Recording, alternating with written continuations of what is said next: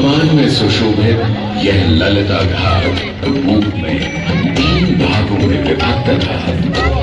दक्षिण दिशा की ओर से चले तो नेपाली घाट, ललिता घाट एवं राजराजेश्वरी घाट। इनका उल्लेख सन 1930 में मोती चंद्र जी ने किया था।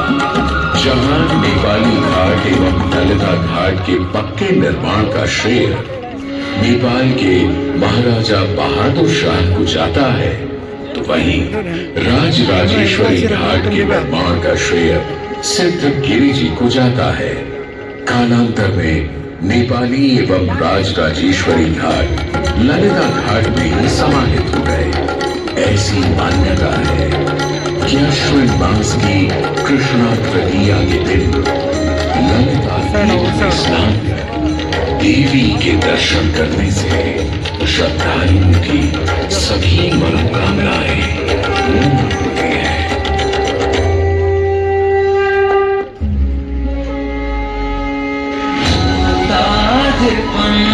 जगभूषण भूषितांगं व्याघ्राजिनांबरधरं जटिलं त्रिनेत्रं शांकुशाभयं वरप्रदशूलपाणिं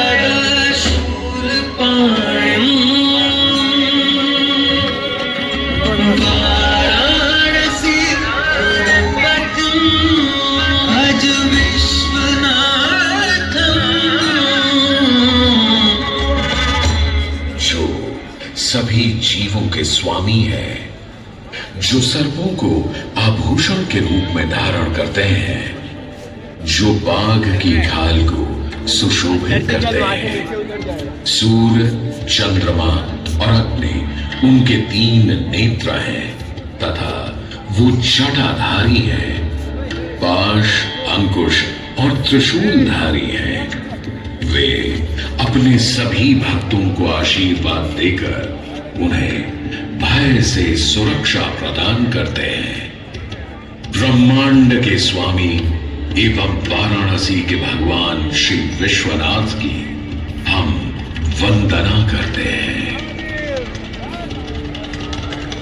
मैं आदि नगरी काशी, वही काशी जो स्वयं भगवान शिव के त्रिशूल पर विद्यमान है। सृष्टि के प्रारंभ में महादेव ने जब पृथ्वी पर अपनी दृष्टि डाली तो उन्हें एक भाग चमकता हुआ प्रतीत हुआ। उसी भाग को भगवान शिव ने काशी का नाम दिया। कालांतर में गंगा नदी के तट पर बसी इस काशी नगरी में समय समय पर अनेकों घाट विकसित हुए, जहां श्रद्धालु आकर पूजा अर्चना एवं स्नान किया करते थे। माना तो यह भी जाता है कि यह नगरी एक बहुत सुंदर वन से ढकी हुई थी, जहां पीपल, आम, बरगद, शीशम आदि के वृक्ष हुआ करते थे, जिनकी छाया में बैठ ऋषि मुनि, साधु संत आनंद से तपस्या किया करते थे। इसलिए इस जगह का उल्लेख आनंद वन के नाम से भी किया गया है। जितनी पुरानी काशी नगरी है, उतना ही पुराना यहाँ का काशी विश्वनाथ मंदिर भी है। भगवान शिव को विश्वेश्वर, विश्वनाथ आदि नामों से भी संबोधित किया जाता है, जिनका अर्थ है संपूर्ण विश्व के स्वामी। किंवदंतियों की माने तो सृष्टि के आदि में जब भगवान शिव एवं मां पार्वती पृथ्वी का भ्रमण कर रहे थे, उन्हें यह स्थान बहुत प्रिय लगा। तब मां पार्वती को यहां कुछ समय रुकने की इच्छा हुई, तो भगवान शिव अपने लिंग रूप में यहीं स्थापित हो गए। तभी से 12 ज्योतिर्लिंगों में इस मंदिर को विश्वेश्वर मंदिर के नाम से भी जाना जाने लगा, जहां भगवान शिव और माता पार्वती सदैव वास करते हैं। सदियों से इस पवित्र नगरी ने अनेक ऋषि मुनियों, तपस्वियों, धर्म गुरुओं आदि को अपनी ओर आकर्षित किया है। आदि शंकराचार्य एवं मंडन मिश्र ने इसी मंदिर के प्रांगण में बहुत समय व्यतीत किया। समय बदला, दौर बदला। भारत के स्वर्णिम काल पर विदेशी आक्रांताओं की नजर पड़ी, जिसे वे लूटने एवं सनातन संस्कृति को नष्ट करने के उद्देश्य से यहां आए। जब प्रथम बार गौरी ने आक्रमण किया, तब पृथ्वीराज चौहान ने उसे बुरी तरह पराजित किया था। अंत में उसने क्षमा मांगी और वचन दिया कि ऐसी गलती दोबारा कभी नहीं होगी। अतः पृथ्वीराज चौहान ने उसे छोड़ दिया। संभवतः यह एक दुर्भाग्यपूर्ण निर्णय था, क्योंकि अंततः गौरी ने पृथ्वीराज चौहान को धोखे से हराया। तत्पश्चात उनके साथ बहुत बुरा व्यवहार किया तथा उनकी दोनों आंखें भी निकाल दी। पृथ्वीराज की मृत्यु के उपरांत हिंदुओं का मनोबल कमजोर पड़ गया, जिसके परिणाम स्वरूप आतताइयों ने अन्य मंदिरों के साथ साथ विश्वनाथ मंदिर को भी क्षति पहुंचाई। यह ऐसा काला दौर था जिसके स्मरण करने मात्र से आंखें नम पड़ जाती हैं। परंतु समय सदा एक सा नहीं रहता और दुख के ये बादल भी सुख में बदलने वाले थे। एक धार्मिक सम्मेलन में राजा टोडरमल की भेंट नारायण भट्ट से हुई। नारायण भट्ट एक बहुत धनी व्यक्ति थे।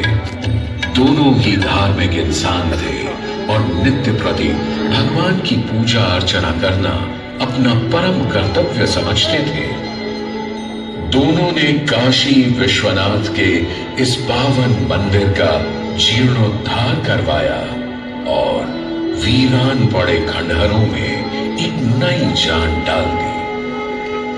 16वीं सदी में संत तुलसीदास ने यहाँ रामचरितमानस की चौपाइयों को पढ़ा था तथा संत एकनाथ ने भी यहीं पर वारकरी संप्रदाय का महान ग्रंथ श्री एकनाथी भागवत लिखकर पूरा किया था।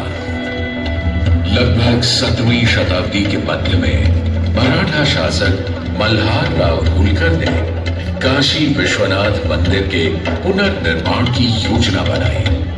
ये कार्य वे तो नहीं कर पाए, परंतु उनकी पुत्रवधू अहिल्याबाई होलकर जी ने इसे सन 1776 से 1778 के बीच पूरा किया। वर्तमान काशी विश्वनाथ मंदिर निर्माण का श्रेय अहिल्याबाई होलकर जी को ही जाता है। इनके अलावा महाराजा रणजीत सिंह ने 1000 किलो शुद्ध सोने से निर्मित छत्र को इस मंदिर पर लगवाया। जहां ग्वालियर की महारानी बैजाबाई ने ज्ञानवापी का मंडप बनवाया, तो वहीं नेपाल के महाराजा ने यहां नंदी की प्रतिमा स्थापित करवाई। सनातन संस्कृति को सुरक्षित रखने के लिए जिससे जो बन सका उसने वैसा किया और वर्तमान में भी यह क्रम देखने को मिल रहा है। सन 2022 में भारत के प्रधानमंत्री नरेंद्र मोदी ने काशी विश्वनाथ मंदिर का जीर्णोद्धार एवं सौंदर्यीकरण करवा इसके स्वर्णिम काल को फिर से एक बार जीवंत करने का प्रयास किया।